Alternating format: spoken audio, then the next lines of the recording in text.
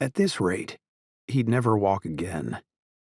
Dawson Mulligan lay back on the padded bench of the leg lift machine, sweat dripping into his ears, his body soaked, his leg burning, his breaths a little more vocal as they emerged from his chest. He even sounded like a guy who'd hit the mattresses. He shook his head and glanced at his adopted dog Caspian, who sat with his back to him, watching the front door, like he might be on duty or something. Why the dog didn't sprawl on the gym floor like every other mutt he'd owned, he hadn't a clue. He looked over at the Doberman Labrador. "Come on, Casp. Do me a solid. Fetch me my towel. It's right there on the bench press seat." He motioned toward his towel, which was hanging on the red seat. Caspian looked over at him and sighed, the equivalent of an eye roll. "Nice. I'm not entirely sure why I keep you around."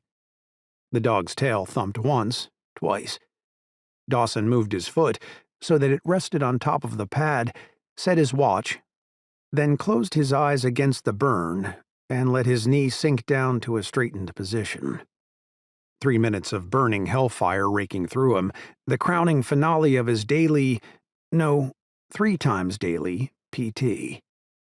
Country music played on the loudspeakers of the workout gym in the Tooth, aka the headquarters for his cousin Moose's Air One rescue team. A local radio station playing, of course, a hit by country music favorite Oaken Fox. The smell of his recently nuked pepperoni Hot Pockets lingered in the air, along with the reek of his sweat. He probably should have waited to down the bottle of Gatorade until after his workout. It wasn't like he was running any marathons anytime soon, but now his gut ached, and frankly, he'd put on 10 pounds since the shooting. 2 more minutes. He should probably add a few sit-ups, work up a real sweat. Pain sweat didn't count. He moaned as he sat up, his heart thumping as his knee turned to flame. Caspian glanced at him, then came over and set his head on Dawson's lap. He ran a hand over the dog's head, not sure why the animal became needy every time he finished PT. Dawson could barely take care of his own emotional chaos, but fine. Yeah, I'm almost done." He pushed the dog away and leaned forward into a stretch.